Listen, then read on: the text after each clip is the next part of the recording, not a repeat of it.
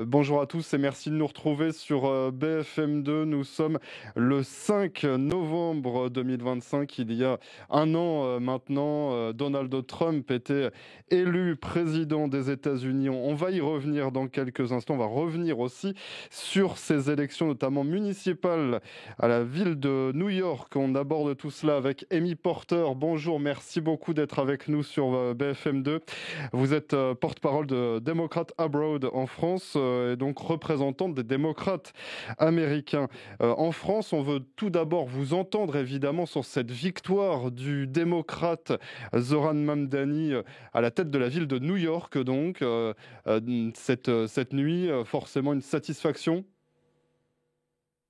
Ah ben complètement, c'était le candidat du Parti démocrate et donc nous sommes ravis qu'il soit élu. Mais il n'y a pas que New York dans la vie, il y a eu beaucoup d'autres élections hier et les démocrates ont tout raflé. Les républicains n'ont pas gagné une seule élection à travers le pays, de la Californie jusqu'au mois de l'État de Maine, jusqu'au Mississippi.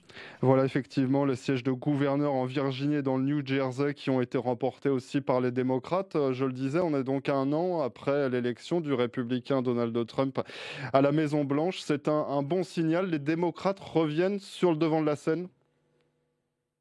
Ah ben complètement, mais c'est parce que la politique des républicains est excessivement impopulaire.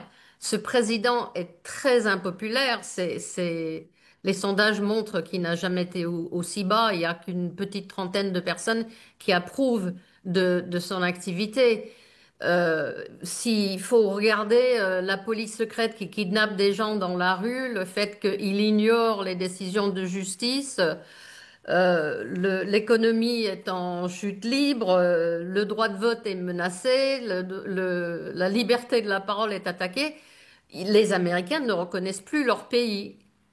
Alors vous parliez de la police, hein, notamment donc de l'ICE, hein, la police anti-immigration, et on voit, c'est vrai, à travers les États-Unis, hein, des manifestations ces derniers mois se multiplier. C'est quand même des scènes dont on a peu l'habitude, hein, aux États-Unis de voir des manifestations d'ampleur. Il y avait aussi eu ces manifestations No King's Day, hein, il y a quelques jours maintenant contre le président Donald Trump. L'opposition est vive. Il y a une vraie scission dans le pays. Ben, c'est-à-dire que les démocrates reviennent à son électorat de base, c'est-à-dire les gens qui travaillent, ce qu'on appelle les familles qui travaillent. Ils ont fait une petite virée vers les républicains récemment et ils se rendent compte que la politique républicaine n'est bon que pour les riches et les extrêmes riches. Et tous les gens qui ont du mal à finir leur fin de mois redécouvrent le Parti démocrate comme le parti qui va œuvrer pour le droit. Et donc forcément, bon bah chacun se renvoie la balle, hein, entre démocrates et républicains depuis un an. Et Donald Trump notamment accuse les démocrates d'être à l'origine du shutdown, hein, qui est en place depuis un peu plus d'un mois maintenant aux États-Unis. Qu'est-ce que vous lui répondez? Ben, ce n'est pas du tout le cas. Et évidemment, ce que dit Donald Trump est souvent très loin de la réalité sur le terrain. Ce sont les républicains qui ont jusque maintenant refusé de venir à la table de négociation pour discuter avec les démocrates pour finir le shutdown. Et le post cette nuit de Donald Trump en disant que c'est à cause du shutdown que Mamdani a gagné devrait que ça veut dire que les gens mettent la responsabilité du shutdown chez les républicains. Donc, ils ont voté pour l'autre parti. Donc, comme d'habitude, il est à côté de la plaque.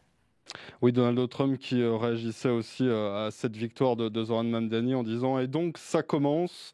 Évidemment, voilà, référence à voir les démocrates donc à nouveau revenir et Donald Trump qui expliquait que s'il n'a pas eu de victoire des Républicains, c'est parce que son nom n'était pas sur les bulletins de vote. Voilà, donc les Républicains sont attachés à Donald Trump, mais les démocrates, quelle est leur figure actuelle maintenant? Je vous rappelle que Donald Trump a mis son soutien non pas au candidat républicain, qui s'appelle Curtis Ça- Lewa, mais à un candidat indépendant, un ex-démocrate. Donc, quand il se plaint que les républicains l'ont pas emporté, il aurait peut-être fallu qu'ils s'y prennent différemment.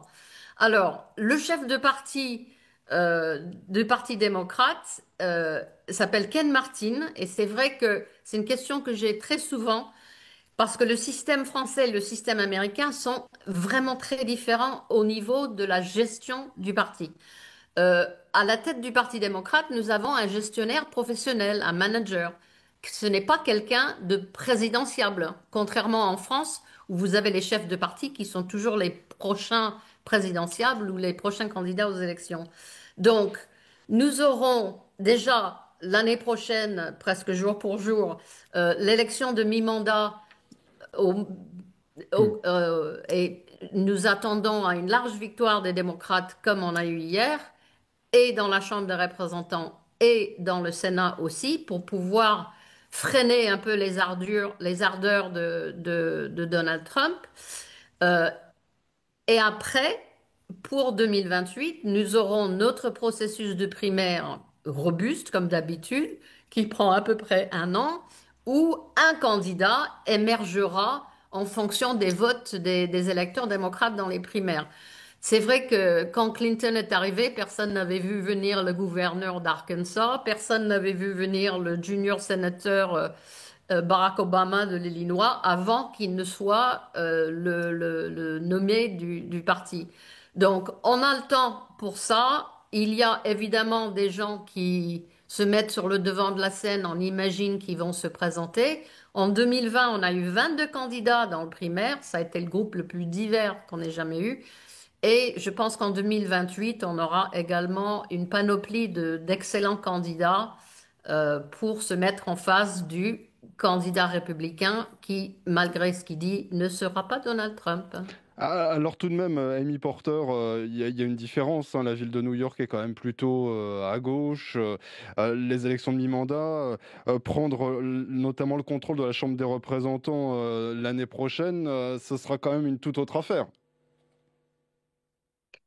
Écoutez, nous n'avons que deux sièges, on est une minorité par deux sièges, donc il suffit qu'on en gagne quatre pour reprendre la majorité. Je pense que c'est très très bien parti pour la Chambre. Et d'après les résultats d'hier, il y a beaucoup de gens qui disent maintenant que le Sénat aussi pourra basculer dans le camp démocrate. Donc, je voudrais pas qu'on réduise ce qui s'est passé hier à Mamdani. C'est vrai que vous l'avez dit, New York est un endroit très progressiste qui a toujours voté plus à gauche que le reste du pays. On ne peut pas utiliser ça comme un exemple de comment ça va se passer ailleurs. Mais si vous regardez en Virginie et en New Jersey, donc ces deux femmes démocrates élues gouverneurs par des marges considérables, plus 15 points, plus 13 points, vous avez des maires démocrates réélus en Cincinnati, à Atlanta, une nouvelle à Détroit, plus 54%, plus 56, plus 79. Ce sont des énormes résultats, ce qui veut dire que vraiment les gens ne veulent plus de la politique républicaine qui enrichit les plus riches et appauvrit les plus pauvres. Alors, il y a effectivement ces victoires dont on parlait, hein, de sièges de gouverneur en Virginie, dans le New Jersey, avec des candidates un peu plus centristes que ne l'est Zoran Mamdani, un peu plus à gauche, hein, qualifié même de communiste par Donald Trump. Il y a cette ligne un peu de fracture dans le Parti démocrate. Ça a toujours existé. Et plutôt vers quelle ligne faut-il tendre selon vous? Alors, je parie que si vous demandiez à Donald Trump de décrire, de définir ce que c'est qu'un communiste, il ne pourra pas vous le dire.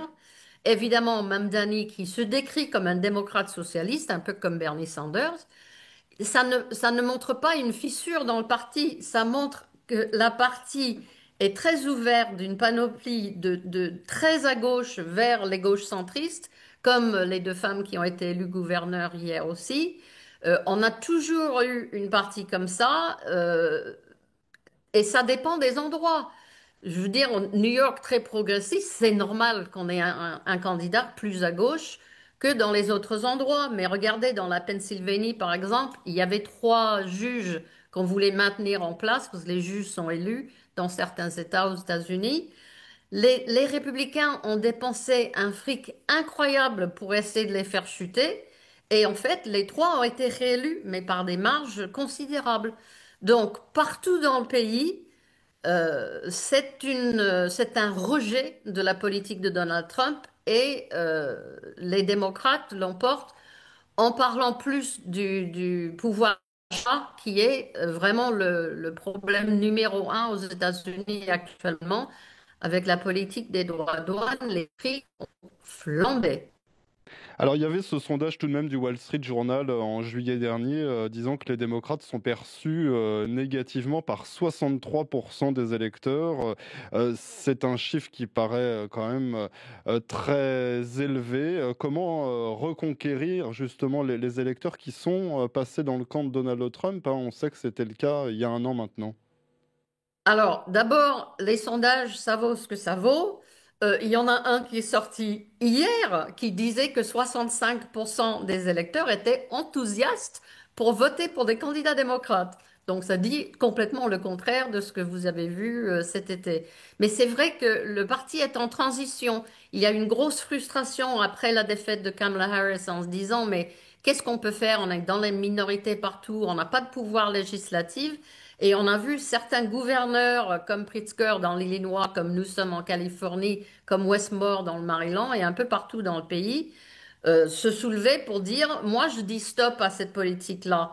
Et c'est évident que parmi tous ces gens qui ont voté hier, et on a eu par exemple enfin, turnout, donc une participation à New York la plus élevée depuis 40 ans. Il y a 2 millions de personnes qui sont déplacées. Donc, forcément, il y avait des gens qui avaient voté pour Donald Trump qui ont voté hier pour des démocrates. Parce que pour que les gouverneurs soient élus par une marge de 15 points et de 13 points, et la proposition pour la nouvelle découpe des circonscriptions en Californie plus 28 points, je suis désolée, mais par rapport à ce que Donald Trump réclame comme une raz-de-marée, je vous rappelle qu'il a gagné par 1,5 points.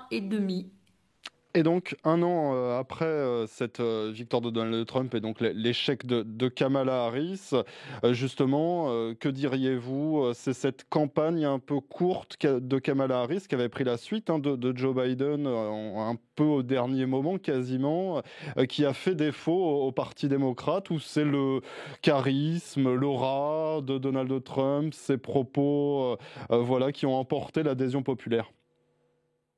Non, je pense que Donald Trump a dit ce qu'il allait faire. Il allait faire baisser les prix, par exemple. Il a menti et beaucoup de gens l'ont cru. Et beaucoup de gens aujourd'hui le regrettent. Je l'ai vu dans les interviews à la sortie des urnes hier.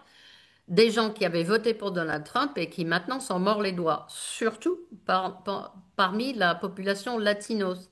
Parce que, évidemment, ce qui se passe actuellement avec la police secrète de l'immigration, j'appelle comme ça parce qu'ils arrivent dans des voitures sans plaque, ils sont dans des vestes noires, ils sont masqués, ils n'ont pas de badge, on ne sait pas qui c'est. Les latinos aujourd'hui reviennent massivement vers les démocrates, tout comme les femmes et tout comme les jeunes qui ont été très importants dans les résultats d'hier. Merci beaucoup, Amy Porter, d'avoir été avec nous sur BFM2. Je rappelle que vous êtes porte-parole de Democrats Abroad en France. Merci d'avoir réagi et d'être revenu donc sur ces un an donc après l'élection de Donald Trump à la Maison Blanche. Merci de nous avoir suivis sur BFM2.